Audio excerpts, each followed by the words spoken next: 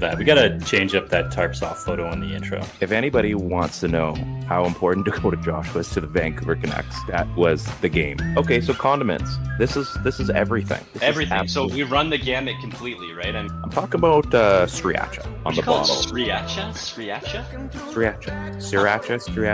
It's that silent R that screws me up. Is it a silent R? I don't know, like who's tall? Who's tall? Chris Pronger, wasn't he tall? Chris Pronger was tall, yeah. Welcome to the PP1 Podcast. Are you kidding me? That's what?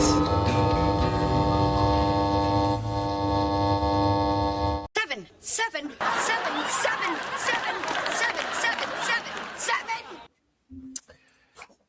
Oh yeah. Welcome to PP1 Podcast. It's Wednesday. We weren't here last week. That's okay. PP1 Podcast on the Area 51 Sports Network. Intro song Two Wolves by Jesse Roper. We're big fans of Jesse Roper. He was wearing our shirt today. Ted? Yeah. He was wearing our shirt today. Genuinely. Completely impromptu, too. None of this like, oh, I'm showing off the pod. He's just wearing it. He loves wearing the shirt. Yeah. If you guys watch the show. Posted he was he started work on his new album, which is, I mean, obviously we're stoked for that. Yeah. And there he is in the recording studio. Lo and behold, he's wearing a PP1 Podcast shirt. Great stuff. We're not allowed to play that song on the show because it starts off with a swear word. What song? His new one. He's got a new one. He's like a couple new ones. I think we can play it. Well, I don't have it queued up, so I can't. Okay. Can't really well, do it. I mean, maybe next time. Maybe next time. You can go on Instagram. It's his latest post. And he's got a new song, Cupid, that came out on Valentine's Day. It's a pretty good song. Pretty good track. Yeah. Okay. Yeah. How are you doing? I haven't seen you in person in many days. Yeah, it's been a little bit. Not since Sunday.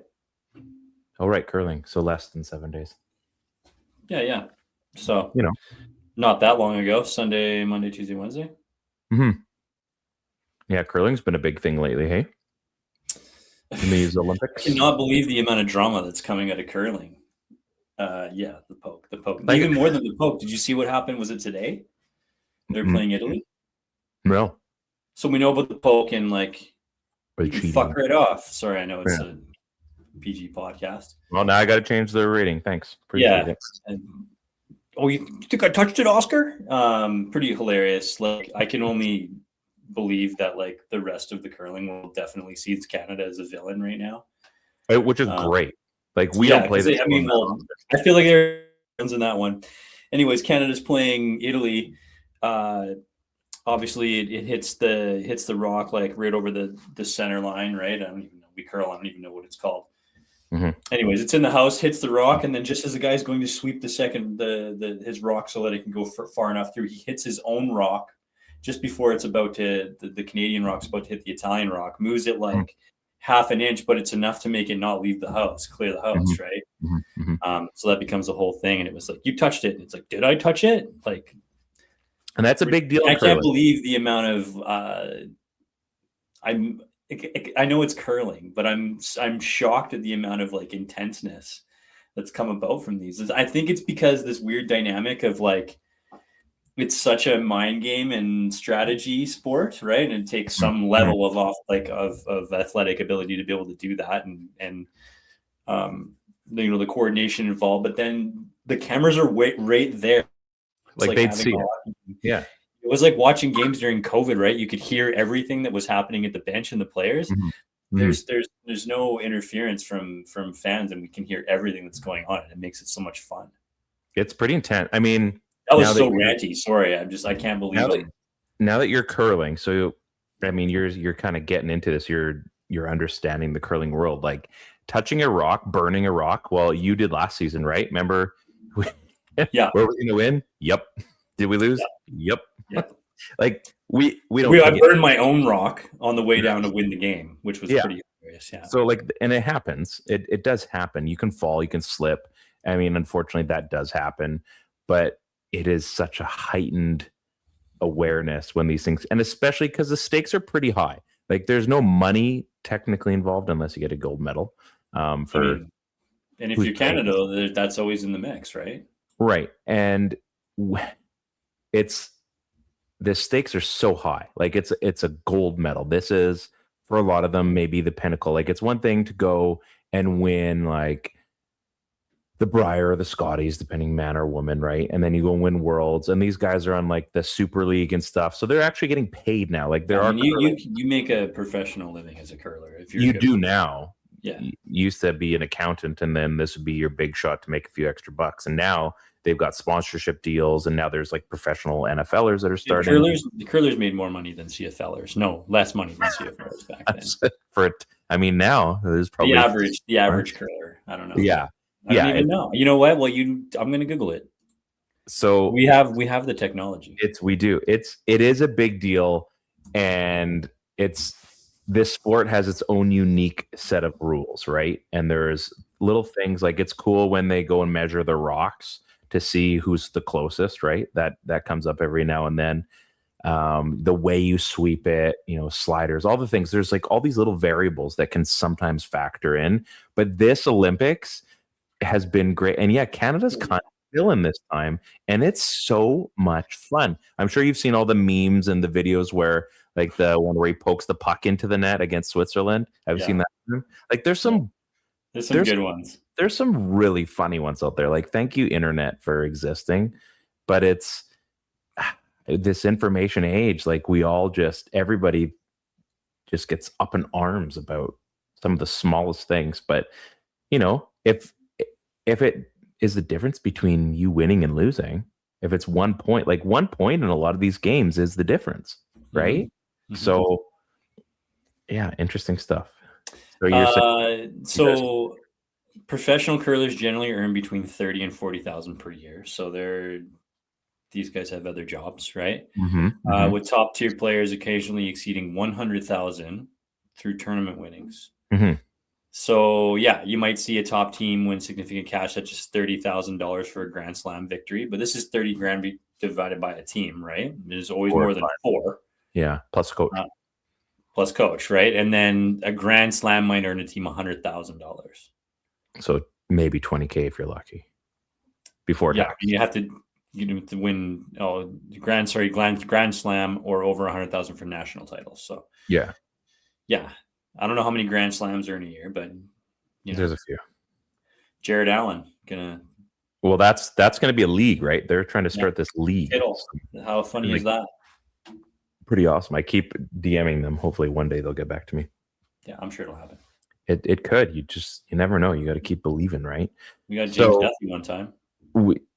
Hey, James Duthie was on the podcast. We're trying to get that back into onto the podcast feed, because we are missing a bunch of episodes before 2022. So it's an RSS feed, I'm told, not Rutland Senior Secondary, but internet. When we were typing up, hey Grant, yo Jens, how we doing? Lots of viewers on the YouTube side of things. Oh, really? I can't really tell. Yeah, we don't know. Either that or you're being funny. I can't really tell because it shows 7 currently, so that's good, I guess. We were typing up the kind of the pre-game, if you will, and I'm watching you type, and I got to ask you, what do you think your words per minute is? I could find out. You know what? Anyone who knows me knows that I'm a notoriously bad speller. That's true. Yes. And I have to send like a ton of emails in a day, and so I pay for a Grammarly account. That's the only way I can survive and have a grown-up job. And it tracks all that shit. Like, so what an honest answer. I have a Grammarly. I mean, I could find that out for you. Yeah. So it tells you how many words per minute you type? Yeah. I have Grammarly as well, but I don't really use it as much for work. I think it's more on my laptop than at my work computer. Yeah, I mean, it looks like I have to download it on the computer here, but I feel like I want to say it's like maybe 40, 45, maybe. That's okay. When I'm really ripping, I can hit it pretty good. That only just happened in the last, obviously, working all those years at Akron stuff. Yeah, my peak was like 61. That's fast, yeah. In college, that was my peak. And I noticed at work some days I'll be typing out a quote and my fingers are just like all over the keyboard. Mm-hmm. And I realize I'm like, I'm not even thinking. I'm just typing. And there's the odd error in there. And I just realized I'm like, Yeah. All those classes are paying all off. those people that are tuned in right now. Does anyone care? Not really. That's gone now. No. Yeah. Yeah, they're talking about typing class or something. They're all here because we want to just talk about Team Canada. We're going to talk about Team Canada. Before we get into like the good stuff, first of all, you were going to bring something up. You were talking about Candy Crush. No, we should. We'll get into that. We can't go back to back on this stuff. Let's talk some sports. You want to talk some sports? Okay, we'll get into my stereo in a little bit. So today, let's start with. How many people were watching this game during work? I wonder. I told my boss that I wasn't answering calls from 8:40 to 9:40, and this was yesterday. I told him, so he's aware. He's aware. I was wearing my remember the Jersey City Melton jackets, the Canada ones that we got. Like, when did you start at Jersey City? I don't even know. Maybe 2010. Oh, so a little bit later. No, 2008 maybe. Okay, so.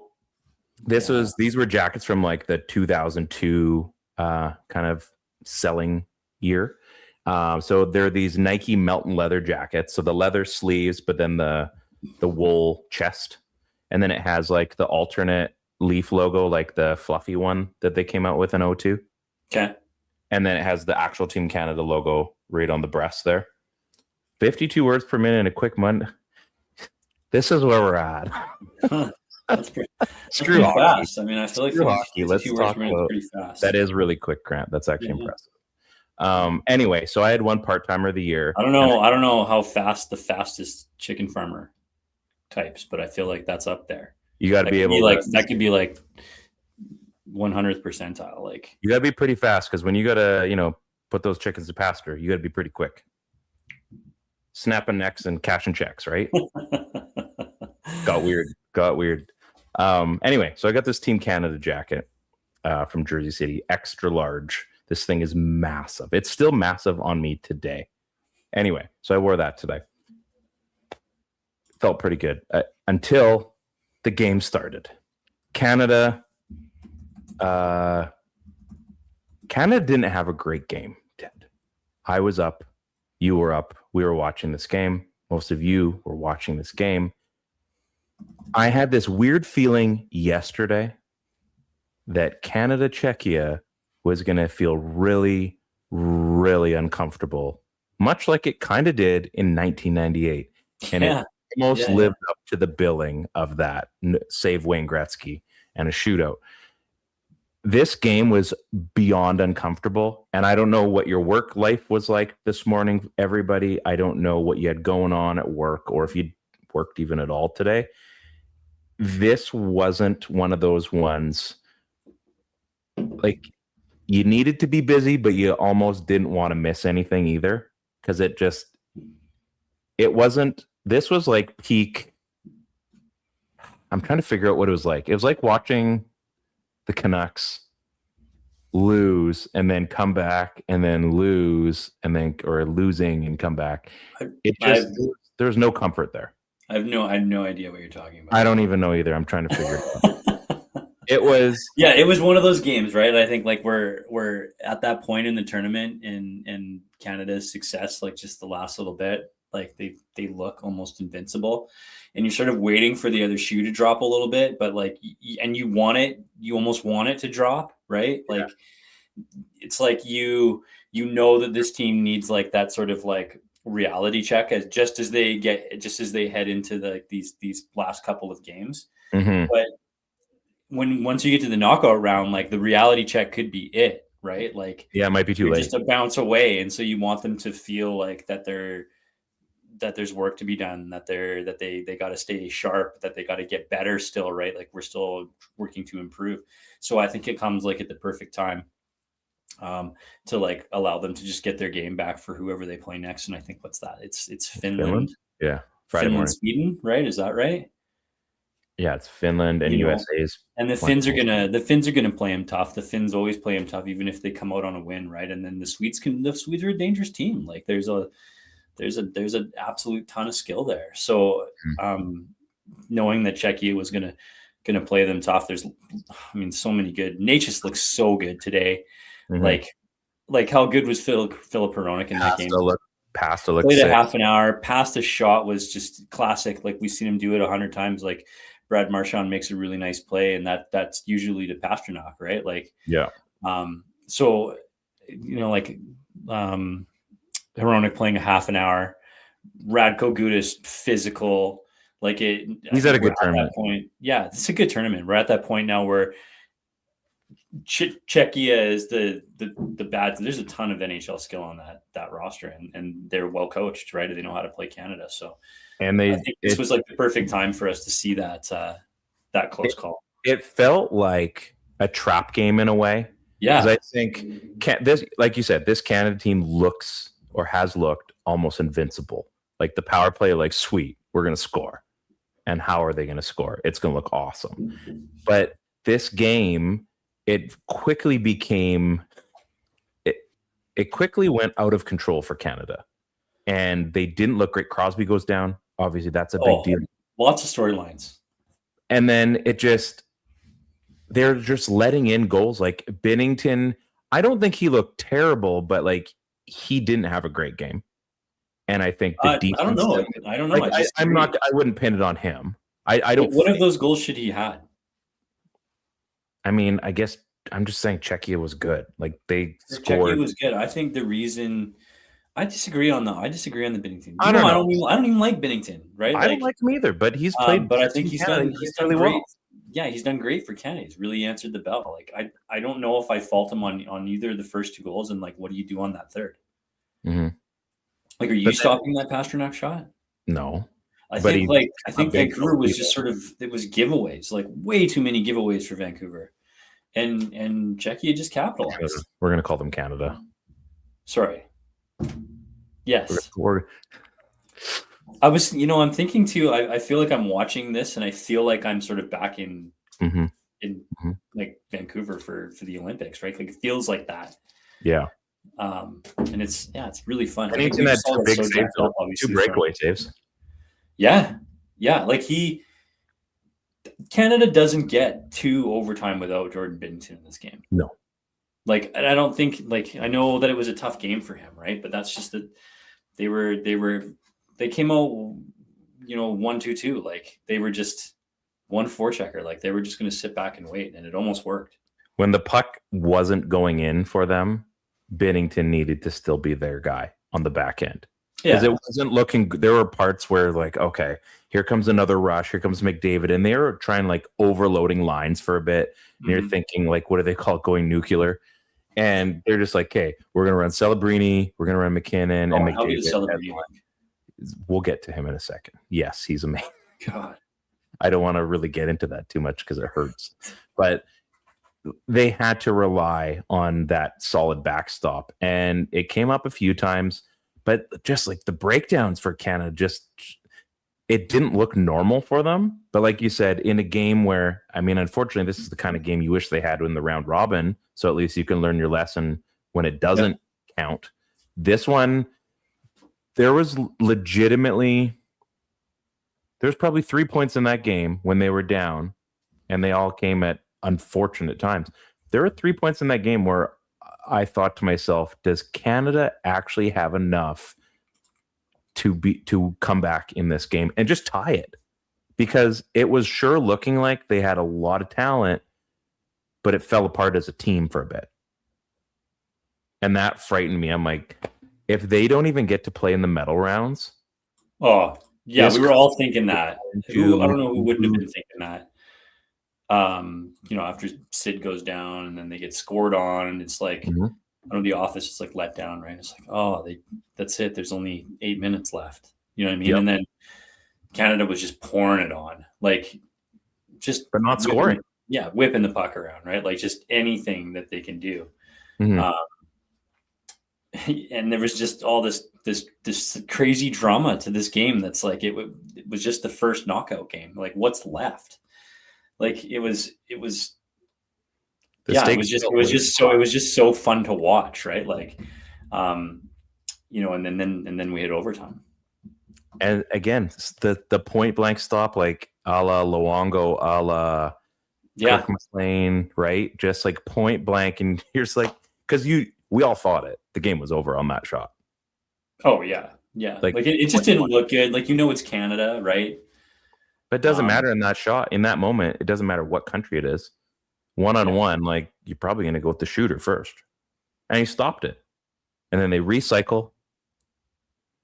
They get the puck back. And Roberto Luongo said it best. He was born to wear the maple leaf on his chest. Mitchie Marner. And I was thinking, too, I'm like, wouldn't that be funny? At the beginning of the game, actually, it was kind of last game. I'm like, wouldn't it be funny if Marner ends up being a hero here? And sure enough, and that was a... Well, not to mention, though, but before that, like, we should, like, I just remember thinking, like, we shouldn't even be here. Mm-mm. Like, we shouldn't even be in this position. Like, we just got so screwed.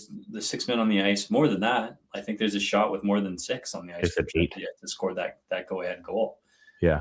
I just, like, it was so frustrating. And then, yeah, you're right. To see Marner be the guy, right?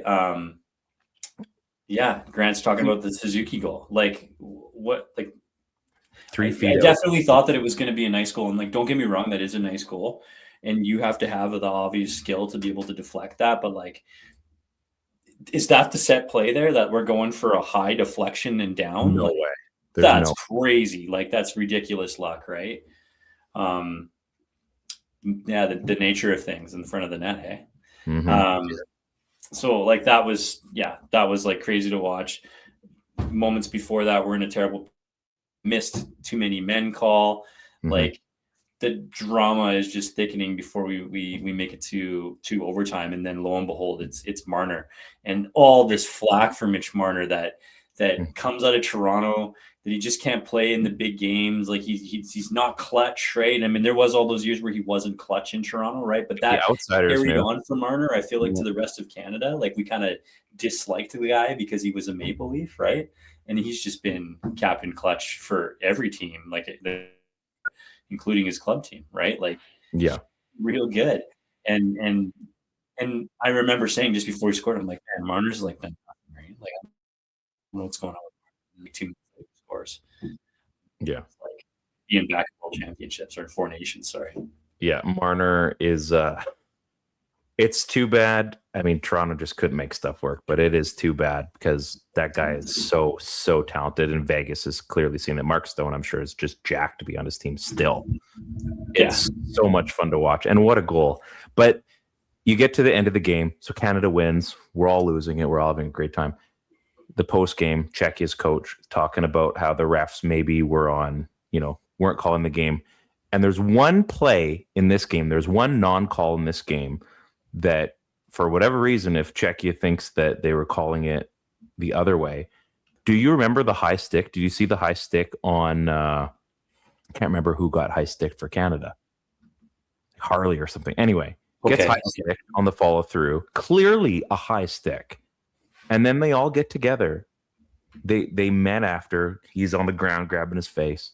They meet and they don't call a penalty, and they just go outside the blue line. It should have been a penalty for Czechia, and they didn't. I mean, it's tough to complain about it now. You're right. They met to decide if it was a penalty, and they said no. And then you're saying that the refs were on Canada's side? That was the most blatant non-call in the entire game, and they blew it. And then Canada has the refs in their pocket? I'm sorry. I don't buy it. I've been mad about this all day and seeing that interview. Those are all NHL refs too. Like, it's exactly. Yeah. Like, they met and they decided it wasn't a penalty. He clearly was high stick. Like, it was fine. And even, like, I don't know. It didn't matter in the grand It's possible that they just make mistakes. Maybe they just missed the too many men call. Like, if I'm Czechia, I'm not complaining about like some bad officiating. When I scored the go-ahead goal with way too many men on the ice, like, there was 8 guys at one point, not in the play, but 8 on the ice. You have to know that you got away with one, right? And then I'm not going to go out and call people out, but I guess you got to do everything you can at that point. You're going home anyway, so it's not like you're worrying about another game. The referees were not necessarily the reason. I don't think they were the reason. Canada, again, do we need to reiterate? Canada probably should have lost that game. Yeah, I mean. I don't know. They got lucky. Although they didn't play great, I still feel like they were the better team. Yeah, I mean, but they should. I mean, it's crazy lucky, right? That's the luck that we needed. Mm-hmm. It was a game. Anyone I talked to today, it was a massive reality check, and thankfully Canada has the horses. But I mean, it goes into Finland. Canada usually plays Finland pretty well, but I do not think Finland's going to roll over for Canada. I think that I'm guessing it won't be more like Canada than anybody. I don't think they're going to be as tough as Czechia, but I could see Finland making it very interesting. Yeah, I don't know, man. Who knows? See. These are all good teams now, right? So, who's ever left? They're all they are all good teams. They're all medal-worthy teams. Mm-hmm. Yeah, it's and then obviously USA. Czechia not just some nation. Like they did win it one year. Yeah, like they won it back in, was it 2002? Well, they did win in '98 as well with Haas. 98, sorry. Mm-hmm. Yeah, Czechia doesn't suck. No, we're just on our high horse because Canada just has a plethora of talent to choose from, and this is probably the one time where we didn't have a B team. That the argument, we could have iced a B team on this. Canada isn't quite that anymore. You probably could; it just wouldn't compete as well. Yeah. But that's an interesting topic. Like, let's think about that for a second. Like building a B squad, right? Like, we don't even have enough goalies, Ted. Yeah, I mean, there would have to be some split up in the goalies. Marc-Andre Fleury probably is back into the conversation. If Canada builds a B squad, then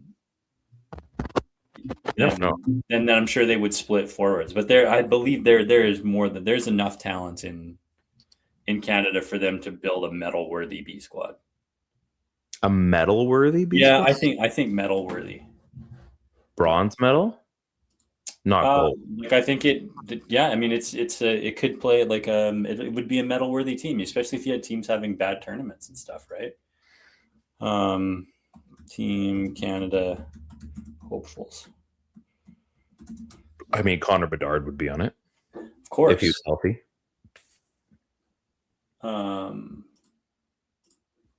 don't know a good way to look up. That's a tough one. You keep looking. I didn't see the USA game. I was working. Oh, yeah. I didn't watch it either. And they beat Sweden. Quinn Hughes, of course. Can I just ask a question? Sure, yeah.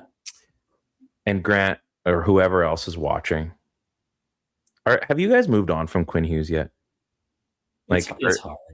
I know, and I'm not saying that it isn't. All I'm asking, I personally, for me, and this is tough because, like, I mean, it's Quinn Hughes, but I've moved on from Quinn Hughes. I just have. I think it happened so abruptly. There's a bitterness. And there's some bitterness there, but I think there's enough there that it's like, you know what? Okay, see you later. We'll move on. Things are already bad, so it's not like they get worse. And we're okay with it. And he's doing Quinn Hughes things. We all know Quinn Hughes is an incredible player. No one's going to debate that.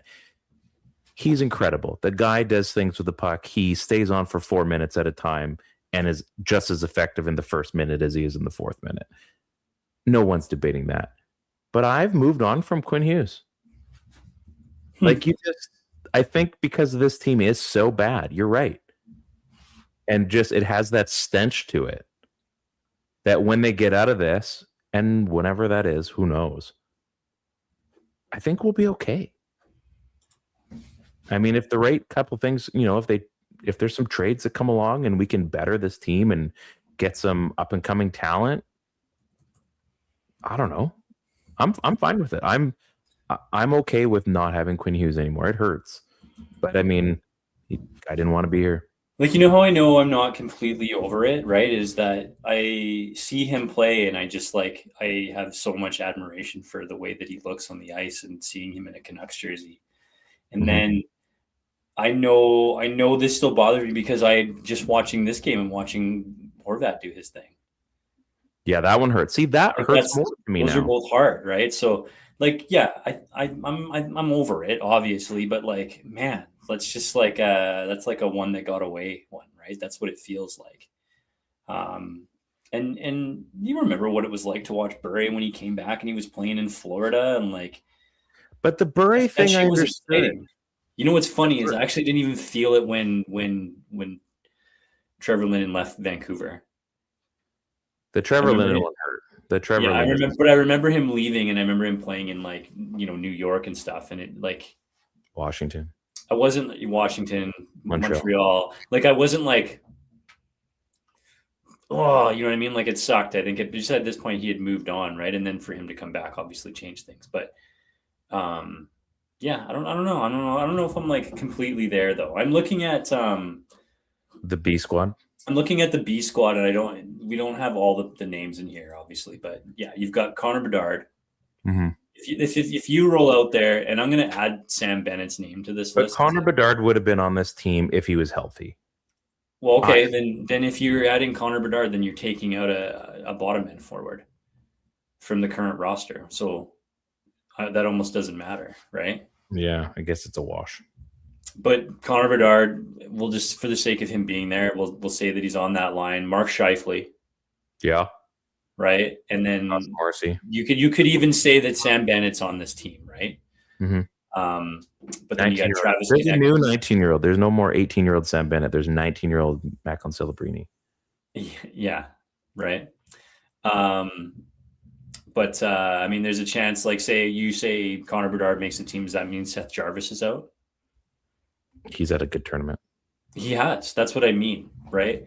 Like, if you say Connor Bedard can't be on this team, like, because he would be on the A team, then that means that a guy like Seth Jarvis probably loses his spot, right? So what I'm saying is that it's going to be stocked with like some good players, no matter what. On defense, you've got Evan Bouchard. Say what you want about Evan Bouchard, but the guy. Yeah. You got what else? You got Matthew Schaefer. Mm-hmm. There's another guy. Montembeau is the goalie. So, like, why think Darren Radish's name in here is hilarious. Darren or Taylor? Jacob Chikrin. You could even add like Steve Stamkos. You could put Steve Stamkos on that. Like, yeah, all right, I'll give it to you. Like you could. They would go. They could. It would be like the Americans building a B team and adding like Connor Garland to it, right? Like there's all sorts of guys you could stick in roles, like Travis Konechny. Like there's definitely Bo Horvat's got Morgan. What do you got? Morgan Geeky. Yeah, Bo Horvat's name. He's on there. I watched this really interesting interview with Ryan Getzlaff, because Getzlaff is and he was talking about how like a lot of these guys are big name guys, won Stanley Cups or whatever, and have like won with Team Canada. But a guy like Bo Horvat forced his name onto the list because of the time that he served playing for like the World Championships team, so that they could like see how good of a player he was, even though he's never really been battle tested in the playoffs. Yeah. And it was neat to see how we think of Bo Horvat as a top end player, like a high end guy, especially for a Canadian. But how does he make this team without any? He's not alarmingly good at anything. He's just good. Like he's good at all things, but he's not super powered at one of them, right? Like a Celebrini is, but he doesn't have anything really to fall back on to be. It's not a proven winner. You know what I mean? Mm-hmm. But he fits so well on this team, just goes in there, wins face off, puts out offense, and then helps out defensively, right? Like, I think Canada has a bunch of those kinds of guys littered around rosters all over the league. So yeah, I think for sure they would be able to put in a B team that would be comparable, or would be able to handle they'd grind a lot of other teams every game in this tournament. They could win, but they'd have to grind out every game. Yeah, just because the top end talent isn't there.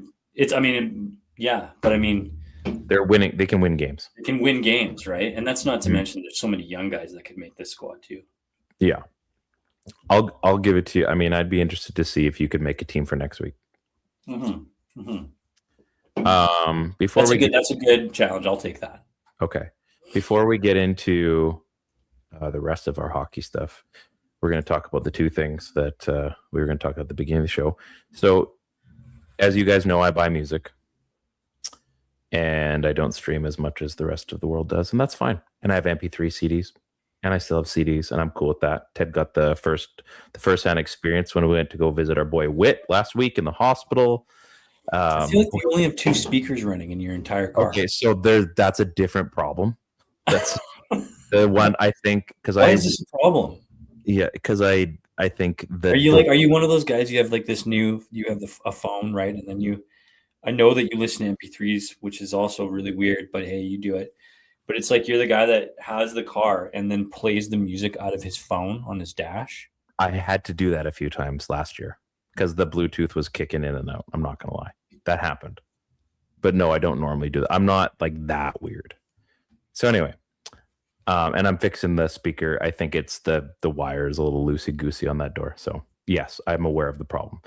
So I decided to keep my car for another year, but I've been needing like a little bit better Bluetooth for work, just talking and stuff. And that's a good question in the chat here. Sorry, and I wanted the Canucks top 5 thing. Yeah. And I wanted a little bit better stereo, a little bit better, like there's a built-in amp to the deck. It's not like a great one, but it keeps like basic a lot better. Anyway, this thing is a DVD player. Didn't need this, but I wanted something that had a CD slot so I could still play my MP3s in there. And because I'm awesome. And it has a DVD player in it. So not only am I like super old, and they still make these things for whatever reason, but I'm also going to be able to watch The Matrix in my Subaru. How great is that? You're crushing it. It's something. It's something else. I know. It's pretty awesome. I'm very happy about it. So yes, I will continue to purchase music. I'm listening to Angels and Airwaves from a CD I made a while ago. Audioslave had their 3rd album or 2nd album, so that's been a minute. So like 2012, maybe 2010, maybe. So yeah, if you're wondering where I'm at musically, that's where I'm sitting.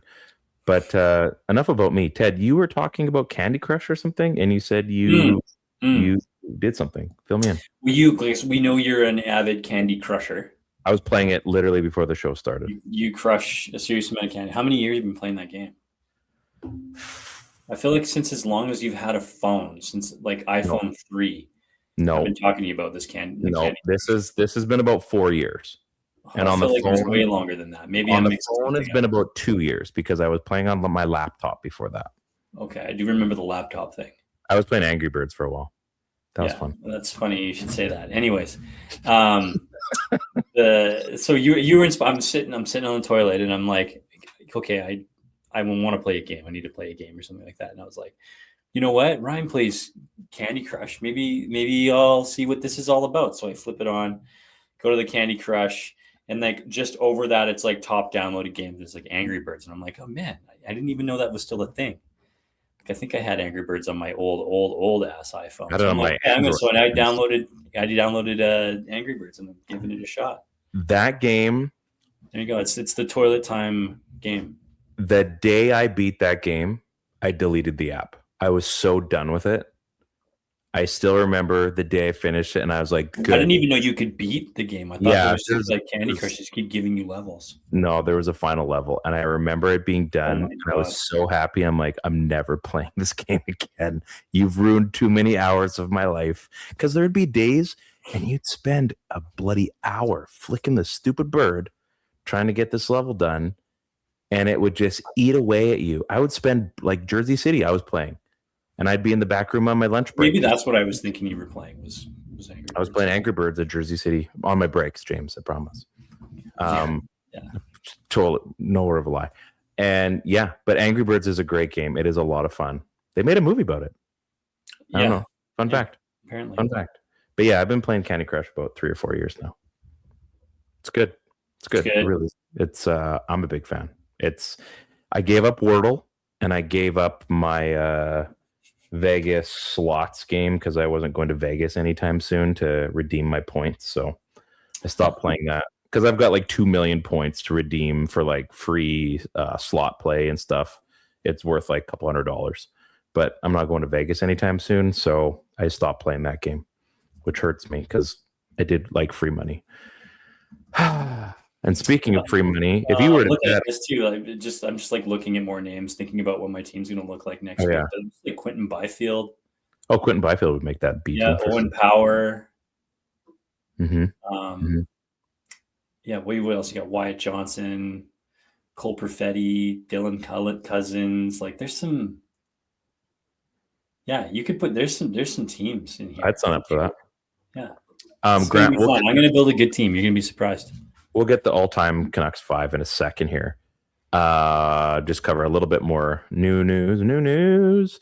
Philip Hedl, correct me if you've heard this before, gets hurt in practice. Brock Besser takes a shot, ricochets off the glass, hits him in the face.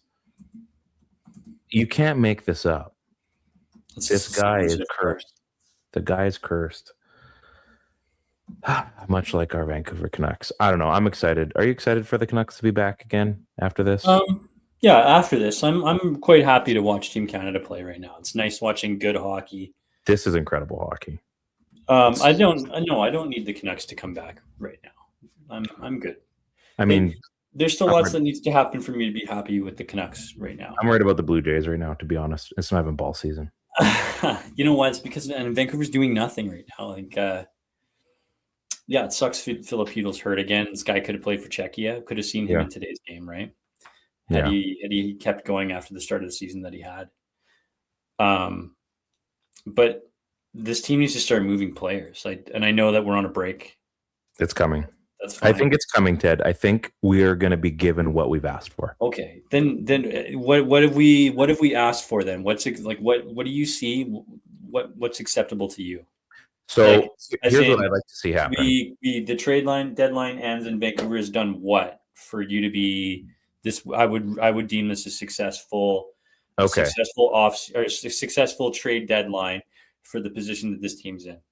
I think and I guess it just depends on how much they feel they need to cash in right away. A, before the end of the season, or B, in general, like if what they feel they're going to have to parlay down the road. I would say in general, like just even after this season, like what do they feel they're ultimately going to move on? Like move away. That's what I'm asking you. What do you feel? Yeah, I'm saying what's going to happen right away and then what's going to happen by the end of the season. So far like, by the I'm talking between now and the trade deadline. Okay. So I think one of Connor Garland. I don't think they're going to trade Filip Hronek. I think he is low key. He might be the captain next season. He might be the captain. Which is a weird world to live in. I think Connor Garland. He's giving Radko Gudas vibes. Yeah, and I'm here for it. I would say that is one. I think people think Drew or Connor might have some value there, which, I mean, that'd be an interesting trade chip. I think the big one, if they can make it work, and I don't see it happening, but I mean, the elephant in the room, if there's a way they can trade Elias Pettersson, I think is the big thing. Okay, so all of that has to happen for you? No, it doesn't all have to happen, but at least you're identifying what is available to be moved. I think Connor Garland needs to be one of the things moved because I think he'd benefit a playoff team. I mean, they're not going to move on Demko. I would like to see two big moves. And I'm not sure exactly how that fits. I think Connor Garland probably is one. I mean, Elias Pettersson would be incredible. I mean, personally, and having watched a lot of this man's hockey right now, if there was a way the Vancouver Canucks could somehow get T.J. Ginla, this guy, I'm telling you, Ted, and I know, I mean, not even recency bias. We just see a lot of this guy play. He doesn't quit.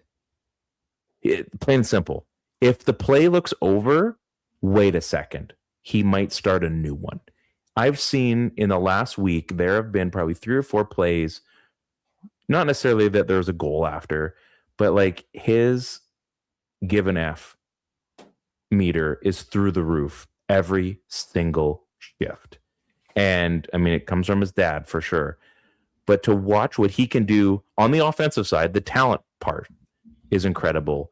But just his work ethic is just, man, if it would be super cool to see him in a Canucks jersey. I know that's unrealistic because that falls into all of like, hey, you're not wrong. It falls into a little bit of dream category because that's you. I don't see Utah making that trade, but No. Just watching this guy, man, like he did a between the legs goal on Saturday or on Monday, I'm sorry, on the doorstep. American League. On the doorstep. Crazy. He had basically from red line to the goalie, like splits the D, took the puck off his brother to say the least, and then went and split the D, and then went forehand, backhand, top shelf. Yeah. His talent meter is just incredible. And for a guy that came off that Seattle Thunderbirds team when he was a third liner, and now he's like a superstar. Yeah, he'd be so much fun. But he's so good. That's just me. Yeah, I love that idea. I don't know how. I don't know how it works, and I don't know how it happens. And I don't know if that's part of a successful trade deadline, but yeah. No, and I'm not saying that's what needs to happen for me to be happy, but I do want to see two big moves. And I need to know that. And so we like big move players to you would be obviously PD, would be Garland, or Demko or Hronek or something like that. Yeah, there's got to be some star power moving.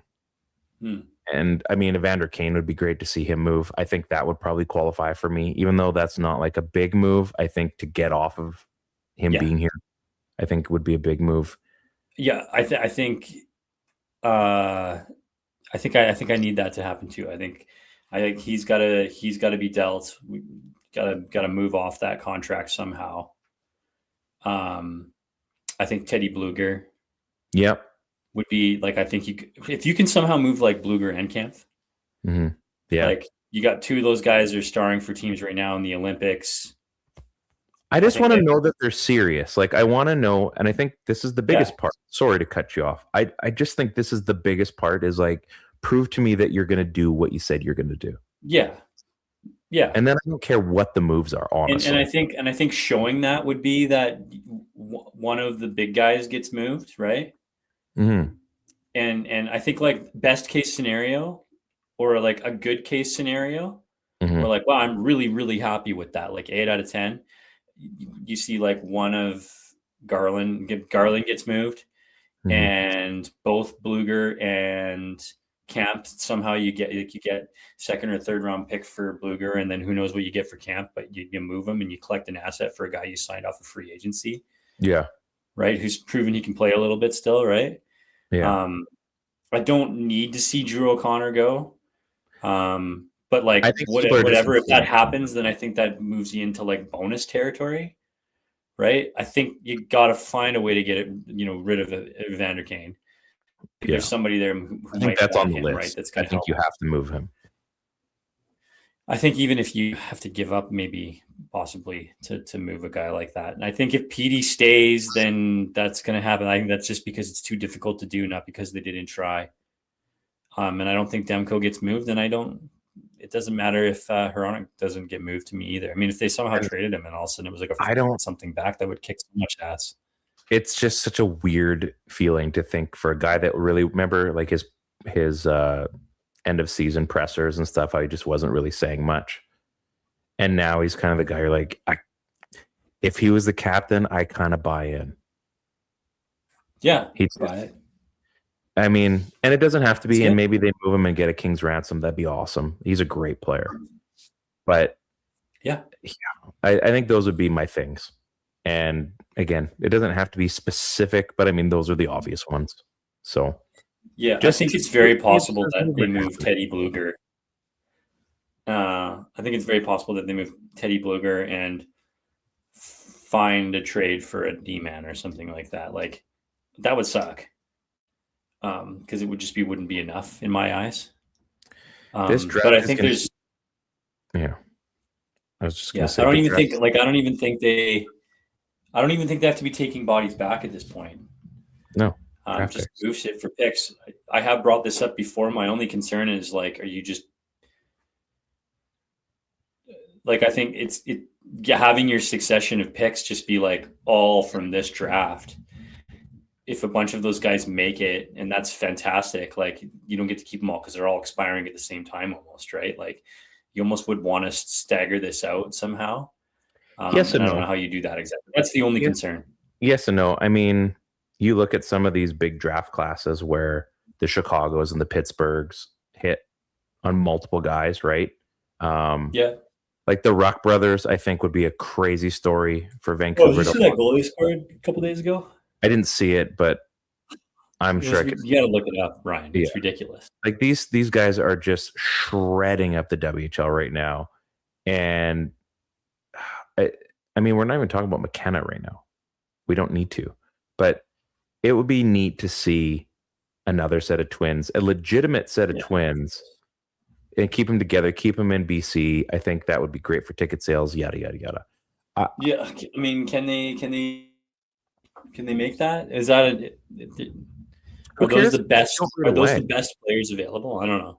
No, not right away. But if you have enough draft picks, those are extra lottery tickets. Yeah, I don't know. Just swing for the assets and have a big first round. I think other teams might look at it the same way, right?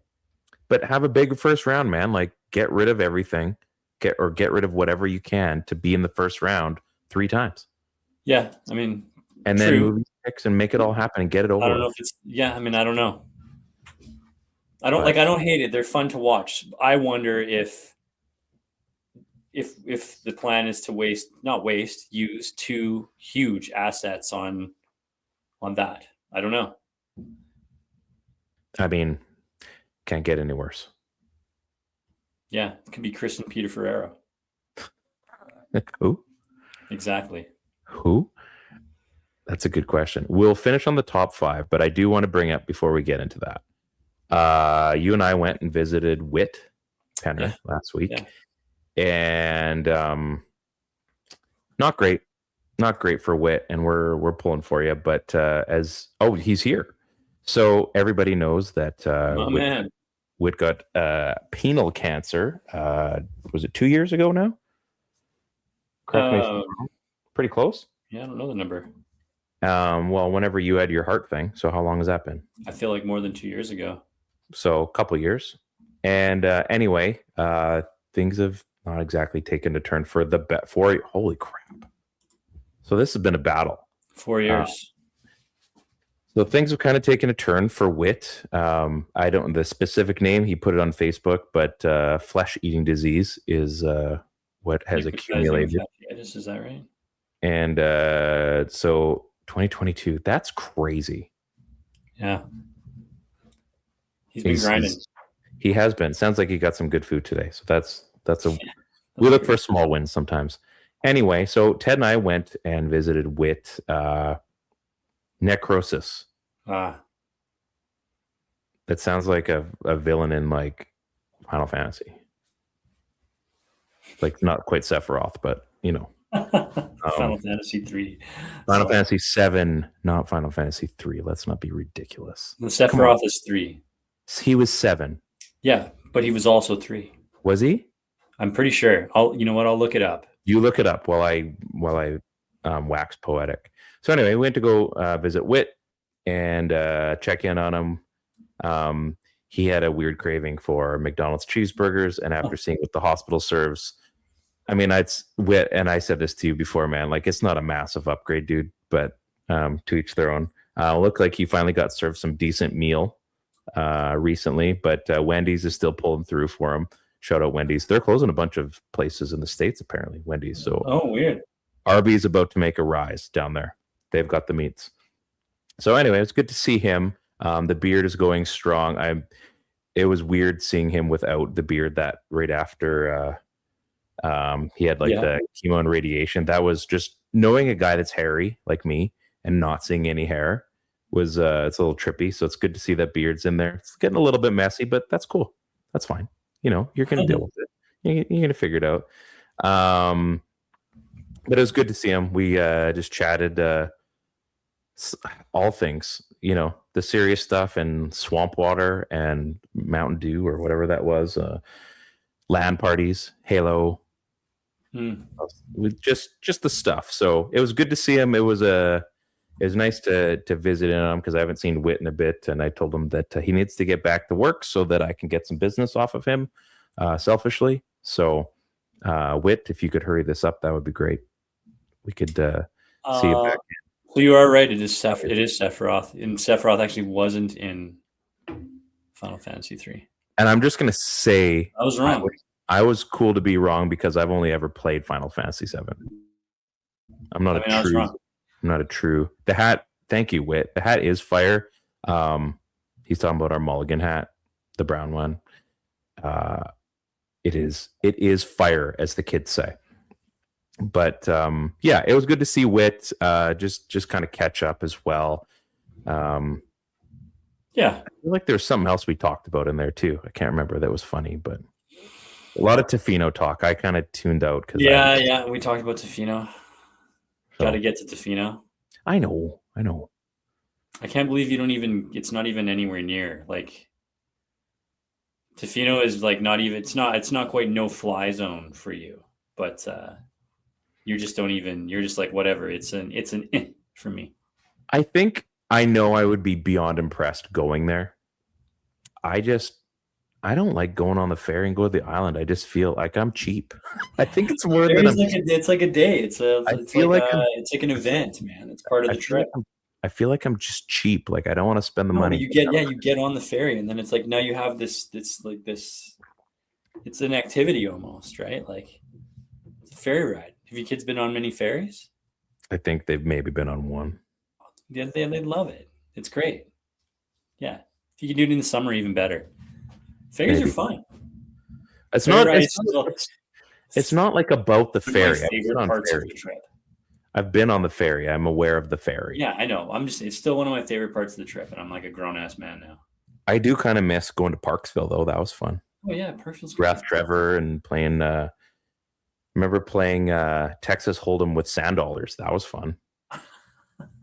Were you one of those kids you go pick up a sand dollar and you'd be like, oh, I want the black ones. They look nicer. Those are the ones that are still living, aren't they? Yeah, exactly. Yeah. Yeah. So I'm not one of those kids, are you? No, I'm not. Yeah.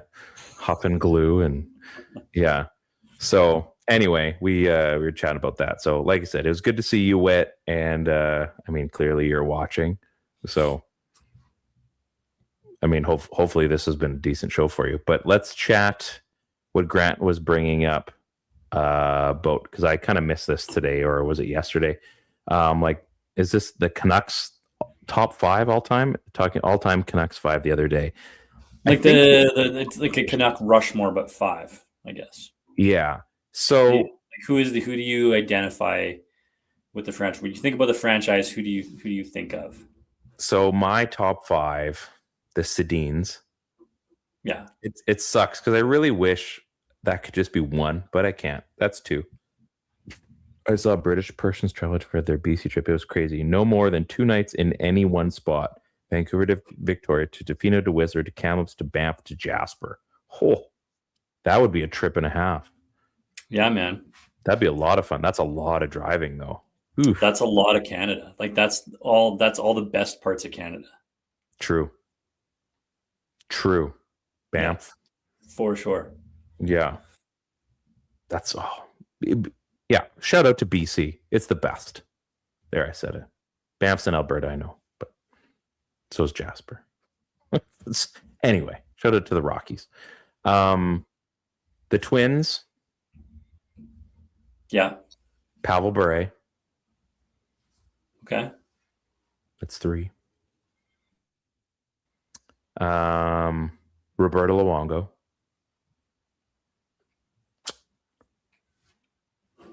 And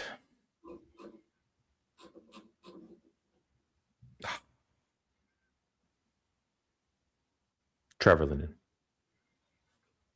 So the Twins, Roberto Luongo, Pavel Bure, He's an ambassador. You're lying. Get out of here. Just because they didn't play their entire career, that's stupid. Is that the rule, though? They have to play their entire career in Vancouver? No, that's. I don't think that has to be the rule. I don't know if Bure's on my list. Well, I'm just saying he's on mine. Yeah, no, I think that's cool. I don't know if Bure's on my list because I don't know if he spent enough time here. I think his impact was there. And he came back. He came back. I think there was... the unfortunate thing was I think management really did him dirty, and he decided to do the same. And I don't blame him. We were just talking about that today with Olympians that changed countries because they were getting screwed over. Like the chick from bobsled moved over to the U.S. because there was a tiff. There was a downhill skier that left Norway and skis for Brazil now because his mom's from Brazil. Yeah. Like, I get it. Cody Miller. Yeah. Like, I get it. So anyway, that would be my 5. Yeah, I mean, he played 7 years in Vancouver. 1, 2, 3, 4, 5, 6, 7, 7 years. Who's that? Bure? Bure, yeah. I mean, I'm with you on the Twins. Obviously, that's not even close. But I think I'm the Twins. I don't even know if the 7 years in Vancouver, the fact that he played more than half his career in Vancouver, just as many years in as out. And I don't think it's even a question of is he one of the all-time greatest Canucks? Because that's unequivocally yes, right? Mm-hmm. I think it's more of a question, a little bit like what Grant's saying. Like, does he bleed Canuck? Like when we think of the Canucks and what an ambassador is for that team, right? That's why so many captains are thought of, right? And so I think Marcus Naslund makes it for me. Mm-hmm. That's a great pick. Twins and Trevor Linden, and then I think like it's a toss up between Kirk McLean and Roberto Luongo, and I think visually, I see the player playing on the ice as Kirk McLean, mm-hmm. but I think what got done and accomplished with this franchise when he was here and the records that are held, it's Roberto Luongo. I think Kirk McLean definitely wears the Canuck on his sleeve, and I mean. We see this because of his alumni status and what he does for the organization. And I think a little bit more relatable is the wrong word, but you know what I mean? Like, yeah.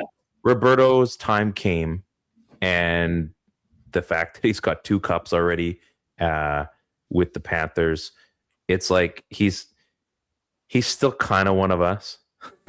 You know what I mean? And there's lots of players like that, right? And I think we get that in a different way. Like Kevin Bieksa is a great example of he's not on the Rushmore, but man, he's a Canuck. No, yeah, absolutely. Alex Edler, mm-hmm. Matthias Olin. I definitely think of those guys. Like Steamer, I know Grant's listing here. Steamer's on that list of the latter half. Like probably just misses out on the Rushmore side of things, right? Like if we made an all-time, like if you did like your top 5, like just like that ultimately bleed, then yeah, you're going to get rid of a few guys like the Luongos and the Bures. And like, there's going to be a few guys that then are off that list for a different reason. Cause then, yeah, I would say like a Kirk McLean, I'd say a Kevin Bieksa. I would say, the Sedins are on that list anyway. I think that list changes a little bit for sure, but it's again because it's the Canucks and like the alumni stuff that comes in and the guys that have been through and through with, building the fan base, building the sport out this way. So yeah. And I think that's why Kirk McLean that's a guy that hangs around on these lists, right? Top five. Thank you. That's why Kirk McLean hangs out in this list because he played here 10 years and he didn't accomplish as much as Luongo. Just like, and I think that's why Neil misses, right? Because I don't think he accomplished as much as Trevor Linden, and he didn't accomplish as much as Marcus Naslund, and he didn't accomplish as much as Henrik Sedin, right? Who are we talking about? Stan Smyl. Oh, okay, sorry. Yeah. Yeah, I mean, on the goaltending side, like Kirk McLean and Roberto Luongo, statistically, what they put up was impressive, but they're 2 completely different tiers of goaltender. Like, it's not even close. Roberto Luongo was the first. Well, I love Kirk McLean. I think he was a fantastic 90s goaltender. But even he would say the same thing. They came from 2 different stratospheres. Really. Like Roberto Luongo was, highly touted number 1 overall draft pick. That kind of stuff, right? Like he had it going through junior. Kirk McLean, different story, right? Yeah. So, and nothing wrong with that. It's just that's what it was. So, the different different avenue, I guess. So, but interesting topic though, I think. So maybe we'll have to revisit. You've got to make your list of Canada for next show. Yeah, that's right. We got a busy weekend coming up. So Canada, let's just go and then we'll be done here. So Canada plays, well, women play tomorrow night at 9:00, I think, right? For the gold medal against USA. Go Canada, go. Canada plays Finland Friday morning at 7:40. Very much looking forward to that and being up and ruining my entire Friday because of the timestamp of that game. Not because they're going to win or lose, but I just hate that. And then the 5 a.m. time, I think. I'll have to see if I can get in the radio. 5 a.m. Puck drop if they make it to the gold medal game. So we're kind of hoping for a 5 a.m. It's 1 hour later than the Sochi game. 5 a.m. puck drop. Go to bed early Saturday night. Sunday. That's yeah, fine. so go to bed early Saturday night if Canada's in it. Because probably not, but yeah. You got to try. You got to try. That's what we do anytime it's a big flight the next day that's early. You got to go to that bed. Makes sense. And that never happens to me, you know. When we did LA, I think I was up till like 12:30 that night. You're a psychopath. And we packed for Tofino because we wanted to be on the road at 5 a.m. so that we could catch the early ferry, the 10 o'clock ferry. Yeah. And yeah, we were still packing parts of our bag at like 12:30. Oh. It was exhausting. I don't know why we did it. Oh man, that gives me. I woke my ass up and I drove in the snow at 5:30 in the morning. That gives me anxiety just hearing that. Just knowing you've done that. It wasn't by design. We just had such a wrecked day the day before that we didn't get to packing. It's happened. Yeah. One quick thing before we go. So speaking of Mulligan, we did something stupid. For all you golfers out there, we bought a box of the Vice Golf Moon Rocks. These things are going on eBay currently for like $40 a ball, or anywhere between like $250 and $350 for a box. We bought a box. So if you spend $100 on our website, you get one of these golf balls. Plain and simple, mlgngolf.com. Yeah, I would never put one of these golf balls on a course, but it's a sweet collector's item. If you want to golf with it, have at it. I really don't care. But yeah, we did something stupid and fun, and that's what happens when you have your own company. So yeah, good times. This has been I still feel like there's a lot of there's lots to talk about. We can keep talking. There's a lot of angst still, but that we're gonna save that for next week. I don't feel like doing a podcast if Canada wins. I'm gonna be too big. We got curling still that day. No, fuck no. Attaboy. That's the answer we needed. There you go. So Grant, well, maybe we will. Maybe we'll be just too crazy to not do it. Plus, it's early. I don't want to be. I'm still going to get some sleep after that game, hopefully an hour at least. This has been fun. You have fun? Yeah, man. Great time. Are you done your girl coach? Yeah. My have you had this? 0% Rattler. Oh yeah, you're not drinking, but you're trying to cut weight. Whatever. Good for you. I hit 205 today. 205? Yeah. 205, 227, December 27th. Wow. I don't even know what I'm at. I don't actually, because our scale broke because the batteries ran out. I have no clue. I could be 220 for all I know. I have no clue.